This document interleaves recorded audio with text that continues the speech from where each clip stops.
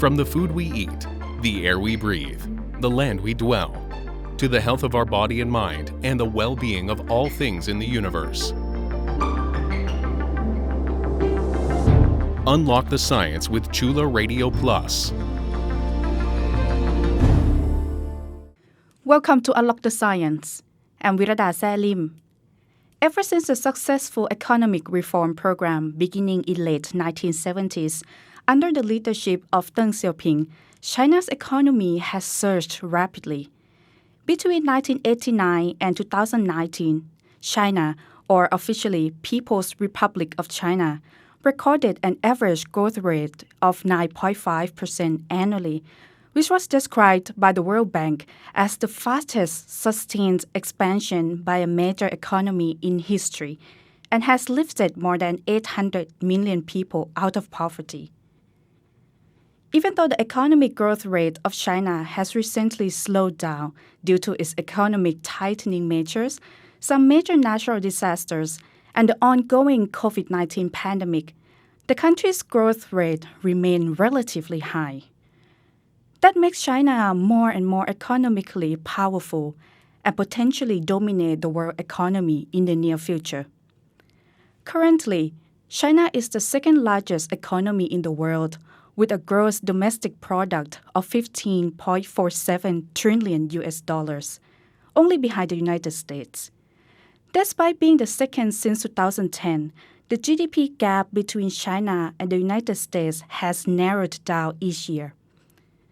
According to the World Bank, China's GDP growth rate has been higher than that of the United States for more than 40 years, especially in 2020, when all countries were being affected by the COVID-19 pandemic.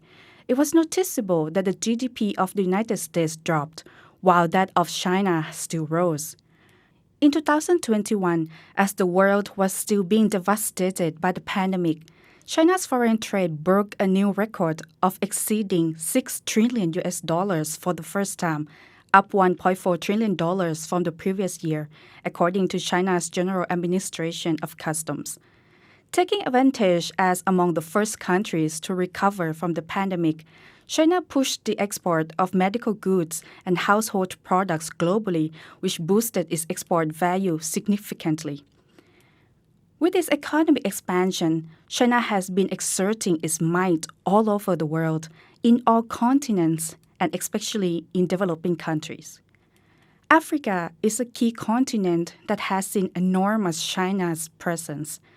The economic relations between China and African countries have drastically surged over the past 2 decades, with trade value skyrocketing over 17 times from approximately $11 billion in 2000 to $192 billion in 2019. And during that period, China has become Africa's biggest bilateral trading partner, biggest bilateral lender, and one of the biggest foreign investors in the continent. Trading with China allows Africa's foreign trade to become more diverse, with lessened dependence on the United States or Europe. Recently, China has donated nearly 200 million COVID-19 vaccine doses to Africa and is expected to give out more. In addition, Chinese President Xi Jinping has publicly said in inviting Chinese companies to invest no less than $10 billion in Africa in the next 3 years. However, there have been controversies over China's financial assistance to African countries. Since China provides financial support to Africa, mostly in the form of long-term loans rather than grants, it has been argued that China's action was a debt trap for its own benefit, according to some American observers.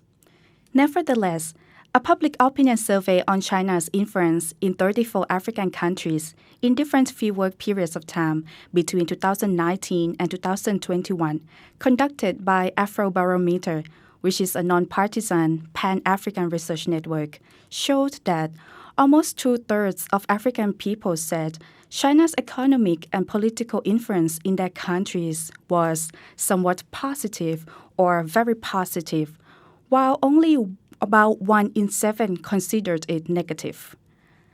In Southeast Asia, China has also been playing a key role in the region's economic development. Trade and economic relations between ASEAN member countries and China have constantly risen. Trade volume jumped after China was accorded a full dialogue partner status with the regional grouping in 1996. Trade between ASEAN and China more than doubled in the 10 years from 2010 to 2019, with the value jumping from 235 billion US dollars to slightly over 500 billion dollars in 2019, which constitute almost one-fifth of ASEAN's total trade. China remains a key trade partner of Southeast Asian countries until today. Trade is not the only China's economic might in Southeast Asia. The Chinese government is also expanding its global and regional presence through a transcontinental infrastructure building project known as the Belt and Road Initiative. Unveiled in 2013 by Chinese President Xi Jinping, projects under the Belt and Road Initiative are mainly related to infrastructure development in transports, energy, mining, information technology, and communications. This initiative involves a large number of countries in Asia, Europe, and Northern Africa. Under the initiative in Southeast Asia, China plans to build extensive railway system connecting with Laos and Thailand and eventually to Singapore through Malaysia. This will allow China to expand its export markets, reduce trade frictions, and even gain political favors. At the same time, this benefits ASEAN member countries in overcoming the problem of inadequate infrastructure, which will help lifting obstacles in short-term and long-term economic growth.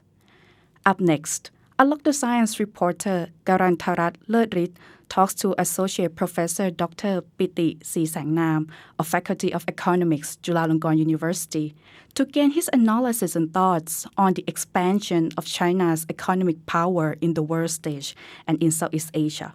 What do you think are key factors that make China's economy grow at a faster pace than other countries?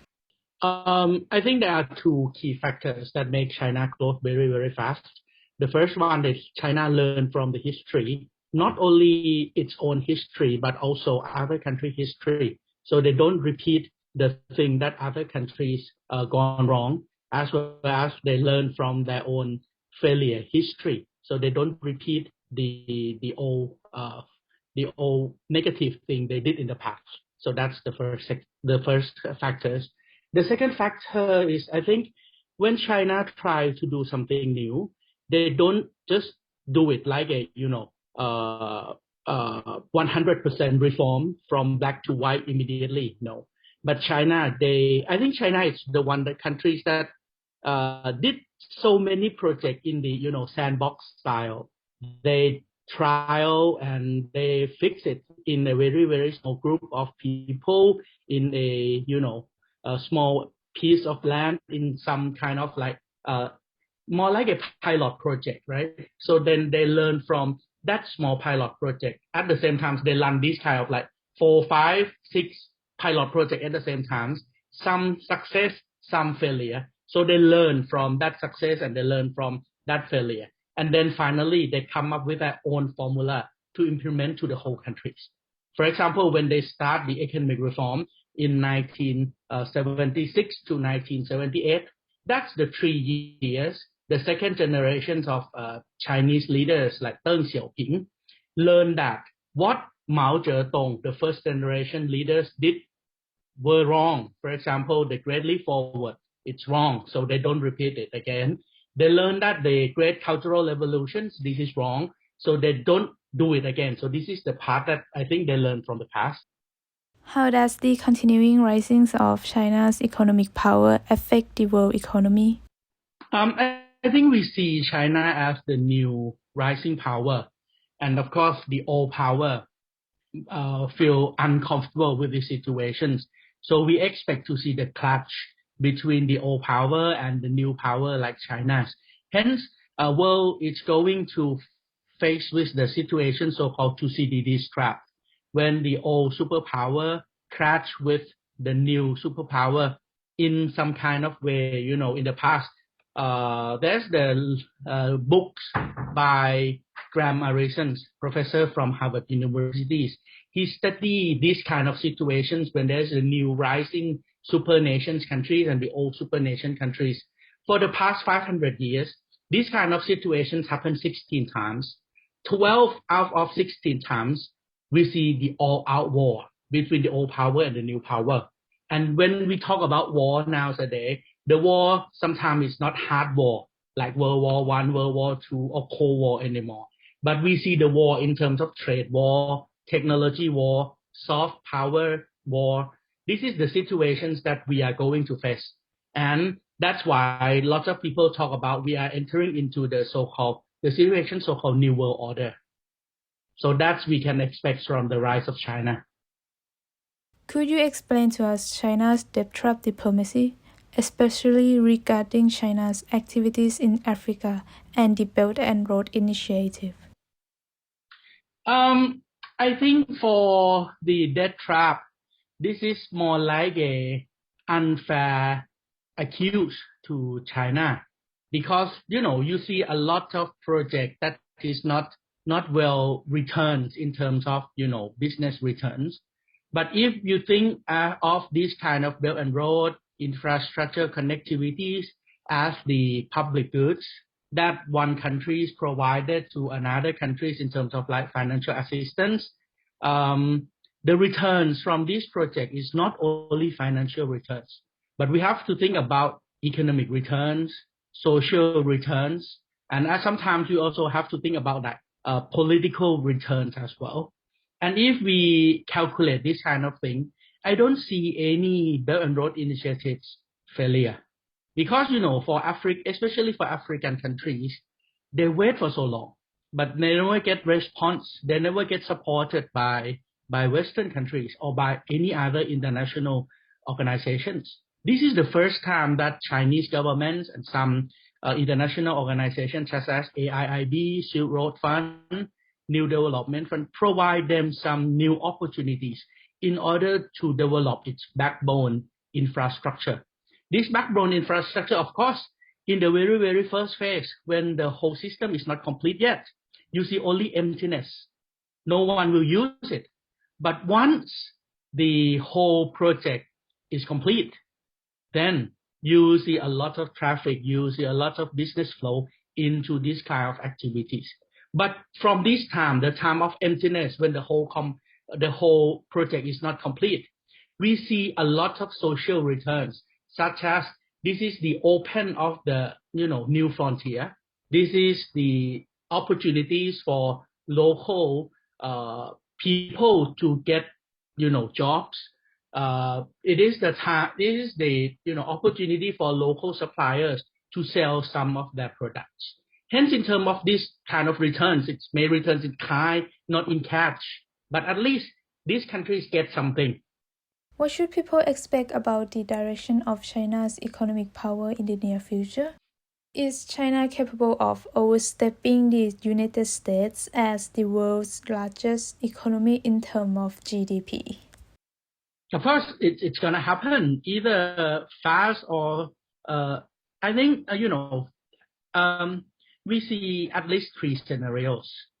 If Chinese economies can grow with the same rate under the situations of COVID-19, I mean China growth with the rate of like 7%, 8% a year, where US growth at the rate of like 3% as before COVID-19, China will take over US and become the largest economy in the world by the year 2028. But if China grow at the rate under COVID-19 pandemic periods, and US grow at the rate under COVID-19 pandemic as well, I mean China grow with the GDP growth rate of 8%, and US grow with a rate of 5%. China will take over US and become the largest economy by the year 2030. And if they grow at the rate prior before COVID-19, China grow with the rate like 5% to 7%, 5 to 6%, and US grow with the rate like 2% to 8% to 3%. China will will take over US and become the largest economy by the year 2035. Hence, it just, when it's going to happen. But China will become, because, US actually lost their competitiveness. Producing things in US is very, very expensive. And at the same time, China is the world factories. This is a thing that inevitable. It's going to happen. That is Unlock the Science reporter Garantarat Lertrit talking to Associate Professor Dr. Piti Srisangnam of Faculty of Economics, Chulalongkorn University. We will take a short break now. You are listening to Unlock the Science on Chula Radio Plus. For Thailand, the country has been having mostly a close, friendly, and harmonious relationship with China since establishing diplomatic ties with it in 1975. Thailand and China are well connected ethnically, culturally, and economically. The two countries are mutual major trade partners. According to Thailand's Ministry of Commerce, China has been Thailand's biggest trade partner for almost a decade since 2013. In 2020, Thailand's trading value with China exceeded $100 billion, accounting for almost one-fifth of Thailand's total international trade. Most of the exports from Thailand to China are hard drive, electronic components, agriculture goods and products, whereas the majority of goods that Thailand imports from China are electronic devices and mechanical parts. Not only trade, but Chinese tourists are the single largest number of foreign tourists visiting Thailand.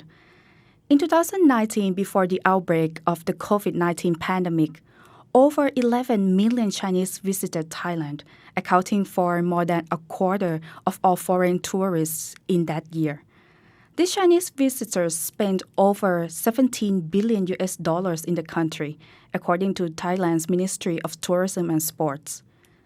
In ethnic and cultural relations, Chinese migrants have settled down in Thailand since a long time ago, and they have assimilated well into the Thai society.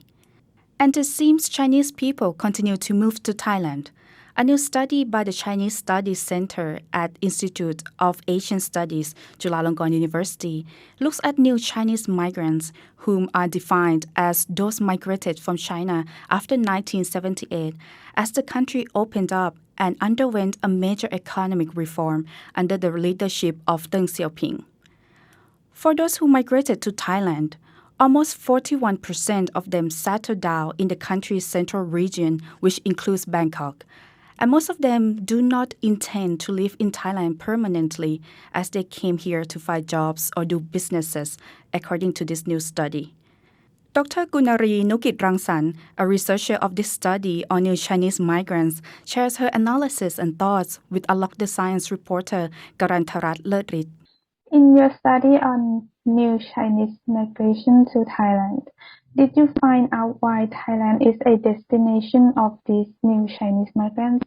Thailand become an interesting option is because of many reasons. To make it short, firstly, Thailand can provide a wide range of career opportunities, whether it is trading, investing, setting up a factory, or if they have not enough money or capital, they are also have another job to consider, such as teaching the Chinese language and becoming a company employee. And secondly, Thailand is more flexible than other countries in terms of immigration. For applying for the working permit or visa also not too difficult and not require too much money.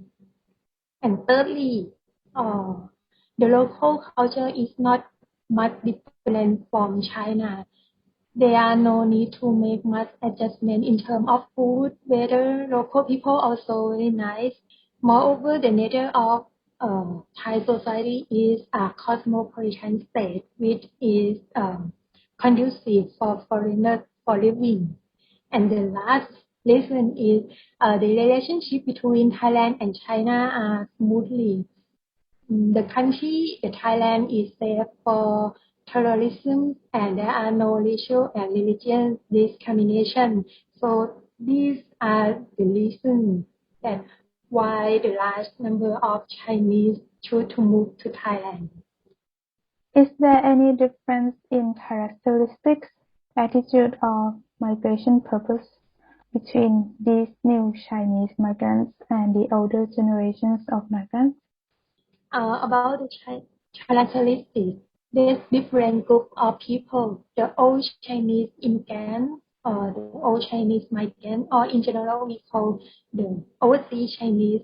Most of them were male and they were young men who came from the southern part of China, like Guangdong province, and they moved to Thailand while they don't know anything.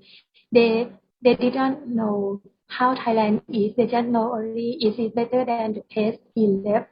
But the new Chinese immigrants, they are including both of male and female, although most of them still come from southern of China, but the number of those who from other province is increasing. And the migration purpose also different. All Chinese immigrants moved to Thailand to escape the hardship in their homeland or in their hometown. And when they first come to Thailand, these people work as unskilled laborers due to their lack of education. But for the new Chinese immigrants, they are more educated. Most of them migrated from China because they want to see economic opportunities, not because the poverty or any hardship. And before coming, they know everything about Thailand. They know how to make the profit and they have the plan to make the money in Thailand. And moreover, they might be relocate to another country if they have other challenge opportunities. And about the attitude, also different. For the old Chinese, their way of life was uh, one of culture integration in which they adapt to Thai culture and Thai society, but they still retain their original Chinese tradition and values. This allowed old Chinese immigrants to live harmoniously in Thai society, and there were no need to move back to China and no need to relocate to another country. But for the new Chinese immigrants, some of them, especially the people who came for the business, they don't care about the culture adaptation and they're proud to be Chinese and they might be go back to China when they successful enough. Is there a possibility that Chinese migrants in Thailand and Chinese investors from China would dominate many sectors of Thai industries in the near future? I think it's possible if Thailand does not manage it well enough. If we look at the past, many of Thai industry have become the chain for Chinese investors. For example, in tourism, there was the $0 tour that sold the cheap tour and brought a large number of Chinese to Thailand. And it did not help the Thai economy much as this tour group would only visit the Chinese shops, stay at the Chinese-owned hotel, and eat at Chinese restaurants. And in terms of education, it is now popular for Chinese students to study in Thailand, where they bought in by the Chinese agency and they study at the Chinese or educational institution that they take over from the Thai owner. And in agriculture, I think Chinese entrepreneurs would lend out banana or durian plantation and any sheep orchard and they set down then or purchase Thai and send it back to China. The Thai products are highly popular with the Chinese people and this would prompt them to buy up Thai business to produce and sell by themselves. So I think if Thailand doesn't have an effective defense and management system, there is a high chance that this group of Chinese investors will dominate the Thai economy. Associate Professor Dr. Piti shared with unlockthescience that due to certain trade barriers imposed on made-in-China products by the European Union and United States, Chinese investors would need third-party countries such as those in ASEAN to produce and export to Western markets. If ASEAN member countries, especially Thailand, prepare themselves better, this will bring in a wealth of foreign investment, thus boosting their economic growth. On the other hand, Dr. Kulnaree said that massive imports from China provide Thai people with diverse choice of products, but simultaneously intensify local competition as more people opt for cheaper Chinese goods. Whether it is globally or regionally, China will certainly keep on expanding its might as it means to become a more prominent force in the world stage. Unlock the Science would like to thank Associate Professor Dr. Piti Srisangnam of Faculty of Economics and Dr. Kulnaree Nukitrangsan of Chinese Studies Center at Institute of Asian Studies, both from Chulalongkorn University, for sharing their analysis and thoughts in this episode. I hope you enjoy our program. You can listen to Unlock the Science on Chula Radio Plus at FM 101.5 every Saturday from 1 p.m. to 1:30 p.m. You can also listen and follow us on our website curadio.chula.ac.th and our Facebook page. Our show is also accessible as podcasts, including on Apple and Spotify. See you again next Saturday. Have a nice day.